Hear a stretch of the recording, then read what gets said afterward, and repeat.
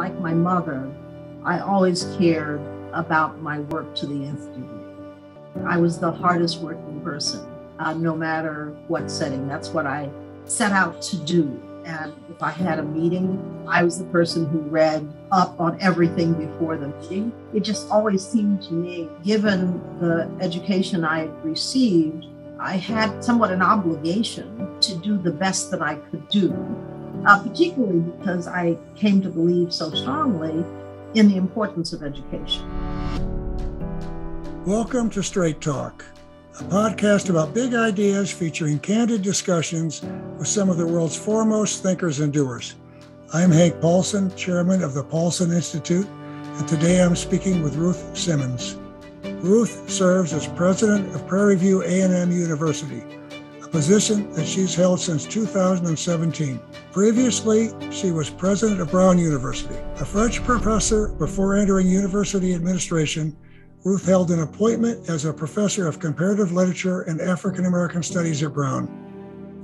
After completing her PhD in Romance Languages and Literatures at Harvard, she served in various faculty and administrative roles at the University of Southern California, Princeton University, and Spelman College before becoming president of Smith College, the largest women's college in the United States. At Smith, she launched a number of important academic initiatives, including an engineering program, the first at an American women's college.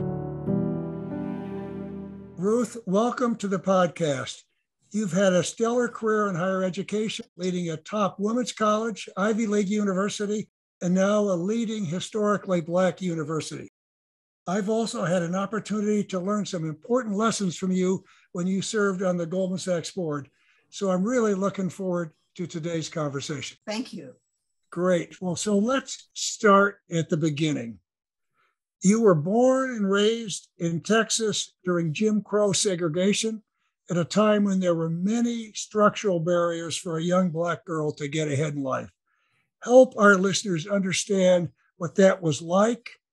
What were some of the obstacles you faced early in life, and how did you overcome them? What role did your parents play? Were there other mentors? Well, I think I was born the youngest of 12 children to parents who were sharecroppers in East Texas. But I would say that I was too young at the time we were on that farm to understand the constraints and the problems that my parents and my older siblings were aware of. And so for me, my first 5 or 6 years, I was just happy to be with my family. I was the youngest, so I got a lot of attention, and I didn't have to do any work.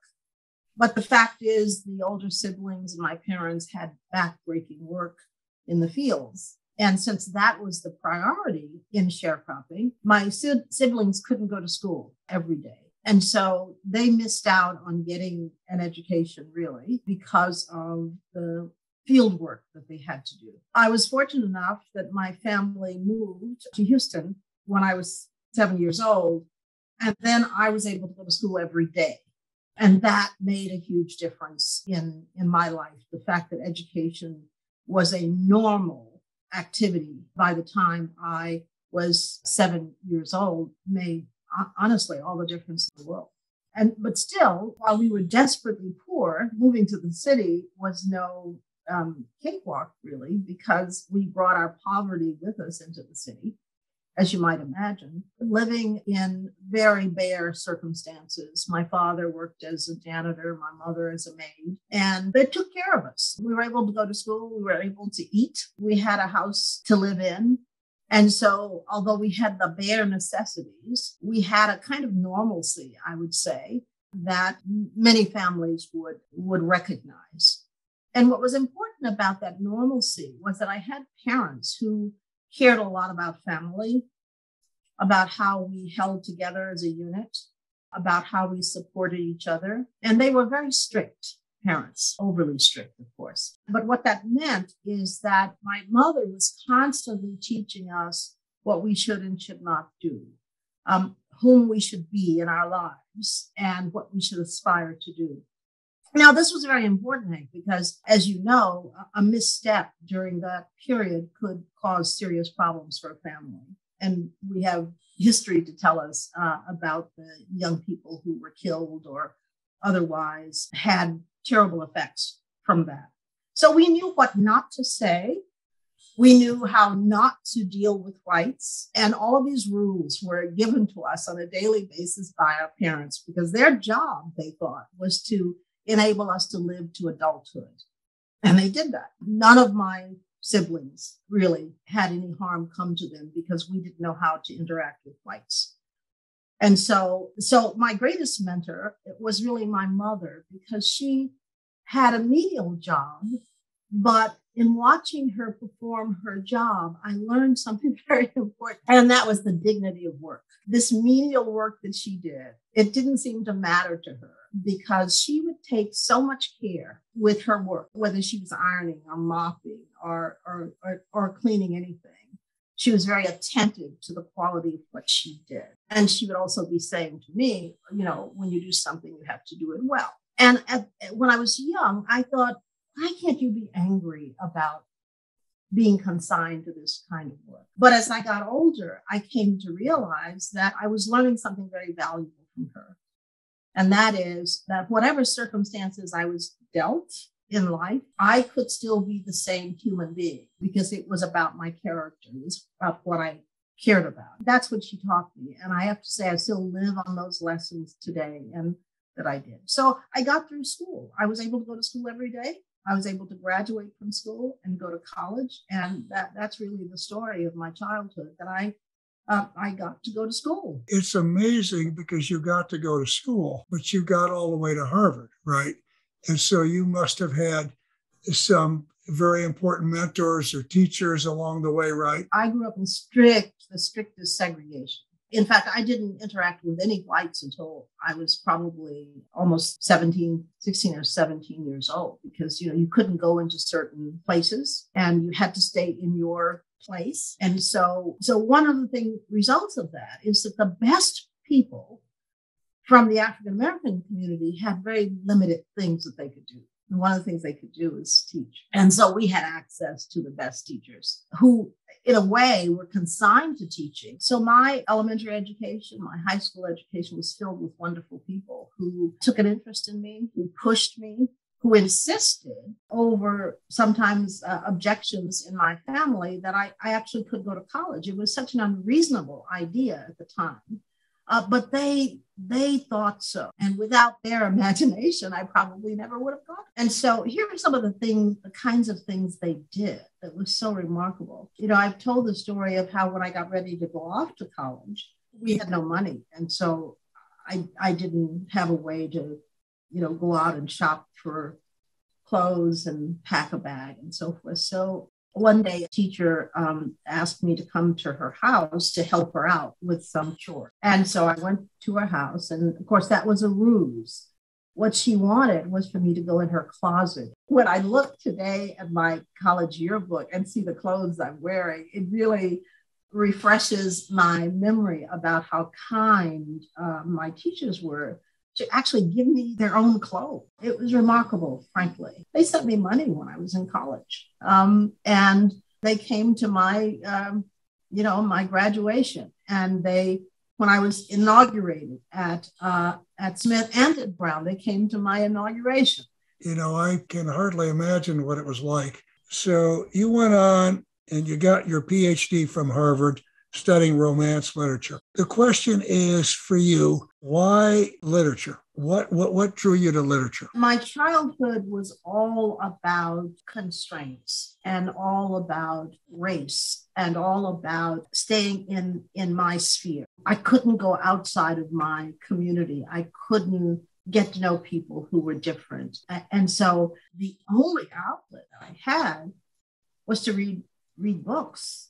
And to read about the lives of people very different from me. Because I knew there was something fundamentally wrong with the kind of segregation that we operated within in this country. And I thought that I wanted more for myself than that. I wanted to know about different cultures. I wanted to know about different histories. So I started reading when I was very young. I had a mission to read every book in the library. And and it opened up my imagination. So when I went off to college and started studying language, it occurred to me that, well, I mean, one way to ensure that I would never be locked into the same kind of environment again was if I learned language, I could travel and I could learn about different cultures. When I was 17 years old, I decided, well, I've got to get out of the country and see for myself whether every place in the world is like what I've experienced. And so I got on a Greyhound bus and went to Mexico to live with the Mexican family and to study Spanish. But from the earliest time, that's what I wanted to do. And I got a Fulbright when I completed undergraduate education and had a chance to spend a year studying in France. And from there, it seemed logical to continue with language and literature studies. And so I went to Harvard and got a PhD in Romance languages and literatures. I took a lot of math and physics and economics, but I majored in English literature. I'm not even bilingual, but I tell you, I love to hire English majors because I do think you learn a lot from reading literature, and it just exposes you. So then you made a big transition. So the transition to university leadership and management. So starting with the different administrative positions and then having that evolve to the top positions. But talk about that transition and what led you to go on that route. In talking about my childhood, I omitted an important fact, and that is how difficult I was.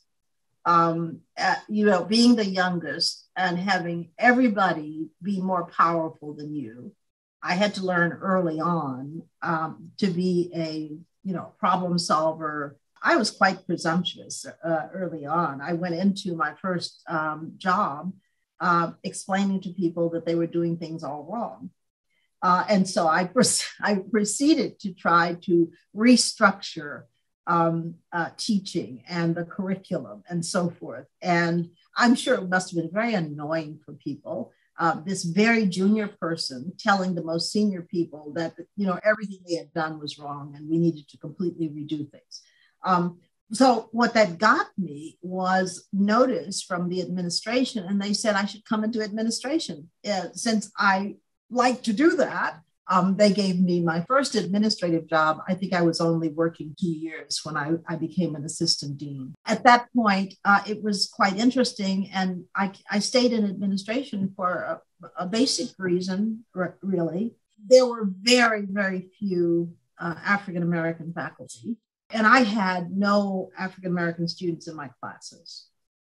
And so I thought, well, it's probably more efficient for me to be in the center.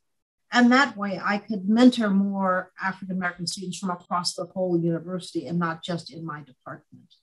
And so it seemed practical to stay in administration. I thought that would be have much more impact for the students who were coming along at the time.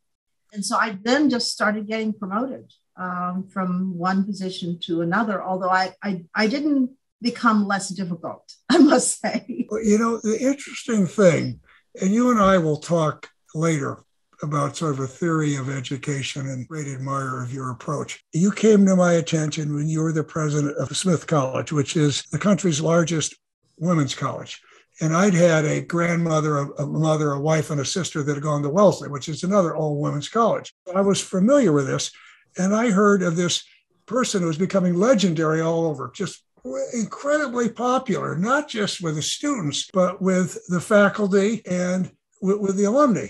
So that's when I got to know you. And so I want to know now, how do you balance in a university all these different constituencies?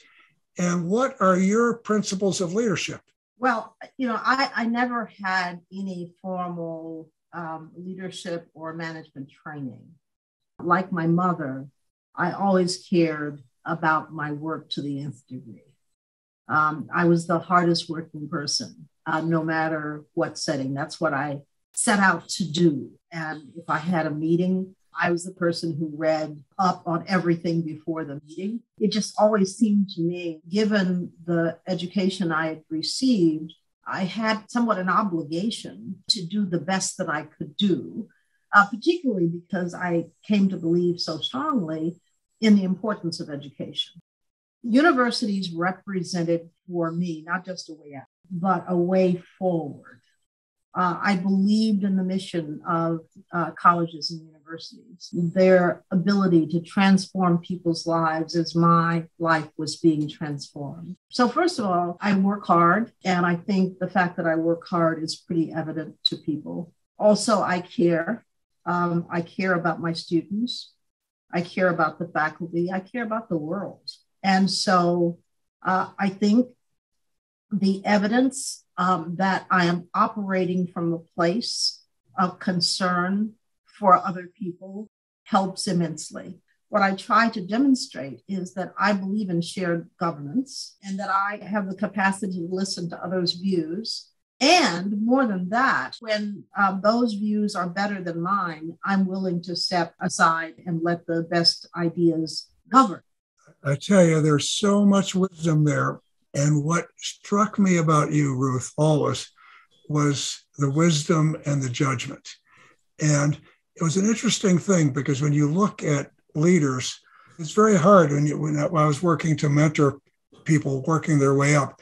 And if they don't have good judgment, it's very hard to say, you need to work on your judgment, because the extreme example of bad judgment is you think you've got good judgment, right? And so what hit me about you was just that. You tough-minded, cared about people. And I think I found that I can make all kinds of mistakes, but if I cared about people and they knew it, they would do everything they could to support, right? Yes. And setting a high standards. I always talked about defining the job expansively, which is what you did, the high standard, and then the authentic leadership. So what really strikes me about you, Ruth, is you've been a leader and a change agent at 3 very different academic institutions with different student bodies, faculties, and needs. Do you have a guiding philosophy of university education? Are there sort of universal principles, values, skills you seek to instill? So you've talked about your leadership principles, which I'm sure are the same wherever you've gone, right? Now, in terms of your philosophy of education, describe that. Are there core principles and philosophies, but you apply them differently in different places? Talk a bit about that. That education aspect of what we do in universities, some people are thrilled by the research that they do, but we're preparing young people for the future so that they are fit to continuously improve society. And so wherever you are, whether at Smith or Brown or Prairie View, it's the student that you must focus on. Are we doing what we need to educate them at the most rigorous level, to inspire them to commit to lives of purpose, to help them understand what it takes as a citizen to be productive? And all of that is the first principle. The second element that I think about is the integrity. We have to be absolutely certain that what we're doing meets that test. Are we committed to accuracy? Are we committed to openness of debate? Are we committed to finding our way to the truth? When it comes to university life, we know that one of the things that makes the difference in the quality of an institution are the educators that we hire. And so my focus is on faculty. Are they good enough? Are they knowledgeable enough? Are they still learning? Are they producing scholarship? Are they cognizant of the very edge of their discipline? Do they have high aspirations for their students? And are they demanding of their students? Do you have the right people in place overall in order to be able to deliver on the mission? In universities, we always start with the mission. And that's what anchors us from generation to generation. What was the reason that we were founded? Are we fulfilling the purpose for which we were founded? And are we doing it ably in these times? And so you're constantly retooling to make sure that you are fulfilling that mission in the current times. That's very important. Universities are all about preparing young people, as I said, for lives of usefulness. And they come to us from all backgrounds, and they're not all the same. And, it's not unusual for me to chastise a young person for something that they're doing. I mean, for me, I see my role as very parental for the undergraduates. I treat them that way, and they don't admit to being offended by it. But if they dare send me a text that is unreadable because they're using a lot of jargon and abbreviations, I give them a lecture about how they ought to learn to communicate with people of all stripes, including older people like me. So that parental role, I think, is in loco parentis is very real. I treat these young people as if they are in our care. And so I want everybody in the university to be interested in that as well. So that is, to me, so much of the challenge that so many universities have with the tenure system, how to keep upgrading the faculty and offering the very best. Now, I want to talk just a bit about the distinctive role that women's colleges play in higher ed. You've seen that. And, I thought it was quite remarkable that you launched an engineering program at Smith College. So what led you to do that? When I went to Smith, there was a good deal of discussion about purpose.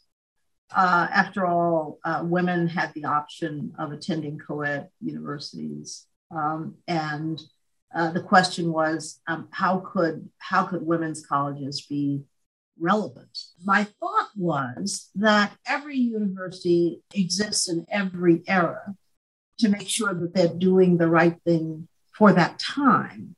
Well, we're a very modern society. More and more women were going to college, and many colleges were becoming more than 50% female. Engineering, in a sense, was dying because it was not hospitable to women. So what I wanted to do two things. First, I wanted to offer the opportunity to Smith women to understand how exciting a profession engineering could be for them. I wanted to demonstrate how they could fit into engineering. And I wanted to prove to higher education that there were ways to attract women to engineering. So I thought of it as a very significant opportunity for Smith, but also an opportunity for us to offer something to society about what women were able to do. That was a very powerful move. I can remember back then. So now let's go to the present, because you're the president of Prairie View A&M University, part of the Texas A&M University system, and a historically Black institution. Talk a bit about the role of historically Black colleges and universities and the opportunities and the challenges you're finding at Prairie View. We were founded during Reconstruction because slaves were freed, and now there was a problem. There needed to be people to teach them, people in certain kinds of trades and so forth that were needed for their communities because they couldn't come into white communities. And so they was founded with that separation, founded to be less than, because the expectation was that African Americans, Blacks would always be less than. And so it's an incredible history, because in spite of the way that these institutions were founded, they outperformed the expectations of the country and became something of an engine for preparing the way for all of the civil rights that Blacks eventually won. And if you look at the leadership of those movements, and certainly through the early days of the 20th century, these are all people who were educated at African American institutions. But here's the remarkable thing. All of this was done still in the environment of less than. HBCUs typically have not been supported to the same degree as their comparative equals in state systems. We are now playing catch up. One of the things that attracted me, actually, I was determined to be a retired person when I left Brown. The idea of these young people still striving to get beyond the constraints of the history of race in this country just made me feel that if I had something to give, I had to try to give it, because these institutions had made such valiant efforts in the service of this country, and they deserve the best that they could get. So what do they mean today? Well, they educate. There are only 3% of the universities in this country, but they produce 20% of the African American graduates.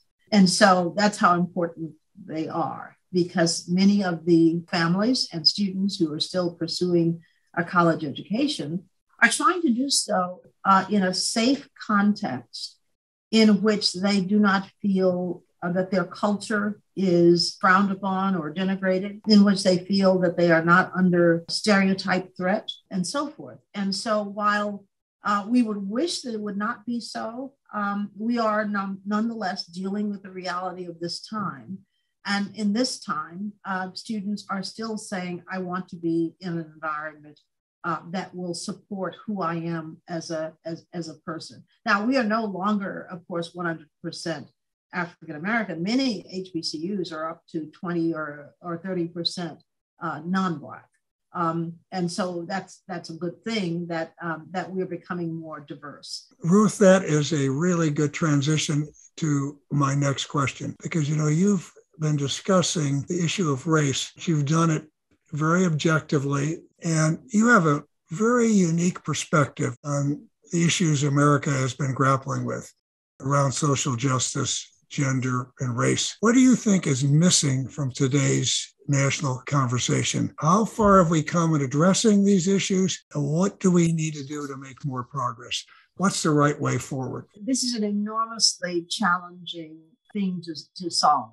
The simple proposition that it is worth it for us to learn about each other. How do we think we'll survive as a country if we don't invest ourselves in learning about different people? It's beyond me to figure out why people think that we can actually do that. Not talking at each other, but talking to and learning from each other. I often say that, we're taught all kinds of things as we are growing up, but when do we learn how to interact with someone who is vastly different from us? What are the techniques that we could use to make sure that we are not offending others while holding on to our beliefs and our culture? We never learn that, really. And you may be blessed to be part of a religion or of a family that helps you to understand that. But what if you're not? What if you grow up the way that I grew up, in a completely segregated sphere, and you never get to see anybody different from you, and all you hear is how bad people are and how ugly they are and how stupid they are? I think that we should expect our civic institutions to do much more work bringing people together. And that means that we should be more intolerant of political discourse that is dividing the country. If we're intolerant of that, it will stop. And so I think for the public to take a stronger stand on making sure that we engage in civil behavior and civil discourse to save our country, that to me is the most important thing. And that's why I believe that I always insist that students try to do some of what I did as a child. My students have always asked me, why am I not angry? The thing is, anger gets you nowhere. And if you have been in an environment where people have behaved so badly, your first obligation is not to do the same thing yourself. So I rather think that if we tone down the discourse, if we made it clear that we are open to people expressing their views, if the conversations were not so high stake, then I think we could manage much better. We're just not trying, in my view, we're not trying hard enough as a society to create the structures that will enable this. And other countries do that, by the way. We're not doing it as well as some other countries that have shown that they are amazingly attuned to the fact that it's difficult for people to come together from radically different backgrounds without having some kind of structure that enables them to get along peacefully. I think the issue you raise is an issue that goes far beyond race, polarization. When you talk about institutions, I think about universal service. There's the military. Right now, as we've gotten away from the draft, we don't have the same, when I say fully integrated, I don't mean integrated in terms of blacks and whites and race. I mean integrated in terms of people from all backgrounds, all geographies, working together and getting to know each other, right? I'm hoping that necessity will be the mother of progress, because our country is not going to survive. Our political system isn't going to survive. And I think it starts with leadership at the top. Now, for instance, you can do that. We can't be divided by parties, right? Or ideologies. We can have different views, but we need to listen. And someone's got to lean to the other side and listen and compromise. Now, I want to get you quickly on crisis management, because I can sure remember when your advice was very helpful to me as CEO of Goldman Sachs. And what I remember was 9/11, people in the New York office being just a few blocks away from that horrific scene at the World Trade Center and traumatized beyond belief. And you were explaining to me, you've got to be patient, talk to them regularly, but you can't overdo it. You can't order them back. You've run a big institution during COVID, kept it, need to keep it open, keep people safe, keep it open, go on, continue educating. I have no doubt your excellent communication skills have helped, but what lessons, just anything quickly, we've talked about leadership, but anything stands out to you about leadership during a crisis? One of the things I've said to my senior team pretty often during this period of time is that as leaders, you should be prepared for very different kinds of shocks. And honestly, Hank, during this period, I thought 2008 and then the World Trade Center and all of that, I thought those were horrific. And I had to lead Brown through all of those periods. And I thought that was the worst that there could probably be. But I've actually found this period to be much more difficult and much more complex, because as soon as you think you have one thing in hand, first the George Floyd incident, and then the country is coming apart, and you're trying to keep students calm and give them some hope. And then suddenly you have historic flooding that wipes out many of their families because of climate change here in Houston. And then right after that, you have COVID, and then they're losing family members, and they've lost their environment on campus, and they have to switch very suddenly to online learning. And so what we experience then is it's no more just prepare for the periodic crisis. It's just be prepared, because they could be concatenating crises where you think that you're in one, and then that's being magnified or changed by the fact that something else has come along that makes it far more difficult. And so in the middle of COVID, you've got a budget crisis, because obviously as a state institution and the revenue shortfalls and so forth, you're dealing with budget issues. So I think that, people talk about equanimity. Here's one thing that I know from all of this is that you cannot have people lose sight of the fact that whatever is going on, it's going to come to an end at some point.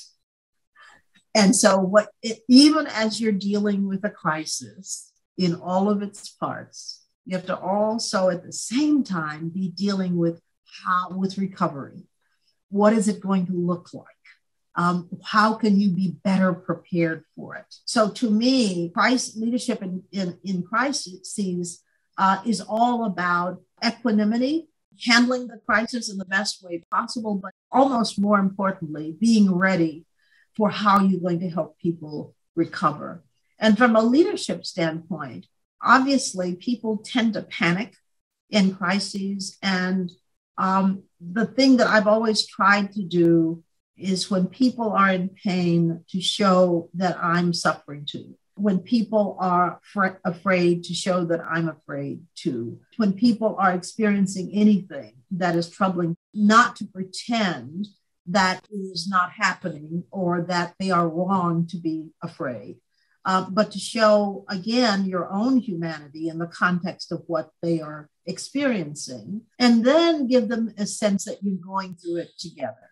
So I think partly what happens, what enables you to get through that crisis is that sense of, the fact that you're in it together and that you're trying to find a way to weather it in the best possible way and to come out of it stronger on the other end. And so you're constantly saying to people, here's what we're going to do when we come out of it. So some of the best days we've had actually as an institution have happened during this period of crisis. We had our research classification elevated during coming out of this crisis. We got all of our accreditations done with flying colors during this crisis. We got a record fundraising during this crisis. So I think part of the reason that all of that happened is that crises can make you work up to even greater potential than you thought you had, because you get better in the course of a crisis to deal with some of the problems. So I think we're certainly, I would say we're in our absolute strongest position, probably historically, right now as an institution.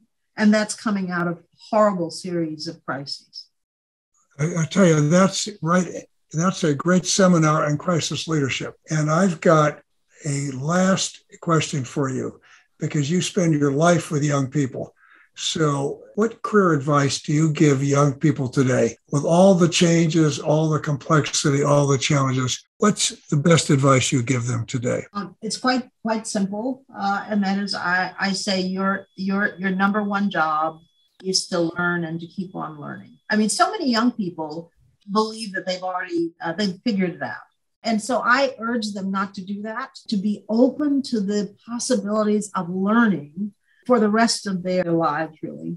It's interesting because you and I have very different career paths, but I give the same advice. I say, first of all, I'm suspicious of career engineers. Everybody wants to plan it out, right? Be open, and then you can afford anything early on and throughout your career other than to not learn. And that's the most important thing. So, Ruth, this has been absolutely terrific today. It's interesting because when I think of you, I've thought of equanimity and empathy and wisdom and judgment. Those are, if you'd asked me before we had this conversation and what I thought of you, and I tell you, you've given a really good seminar on those qualities, and you've shared those qualities in abundance with our listeners, and I thank you very much. Thank you, Hank.